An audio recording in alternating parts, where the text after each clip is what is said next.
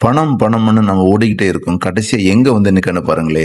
இந்தியால, ஹரியானால 3 மகள்கள் உள்ள ஒரு குடும்பத்துல, தன்னுடைய பெற்றோர வந்து 18 மாசத்துக்கு முன்னாடி ஒரு முதியோர் இல்லத்துல சேர்த்துட்டு போறாங்க. அதுல உள்ள அப்பா வந்து இறந்த உடனே தன்னுடைய 3 மகள்களுக்கும் சொல்றாங்க, உங்களுடைய அப்பா வந்து இறந்துட்டாங்க. ஆனா, யாருமே நேர்ல வரல.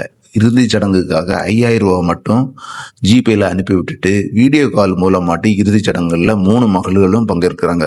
அதுல இன்னும் எவ்வளோ நேரத்துல இந்த இறுதிச் சடங்கு முடியும்? எனக்கு சாப்பிடணும், எனக்கு குளிக்கணும், ஆஃபீஸ் போன் பண்ணி ஒரு மகள் வந்து பேசுற வீடியோ வந்து அதுல பதிவாயிருக்கு. அதுதான் பலரையும் ஆச்சரியப்படுத்திருக்கு.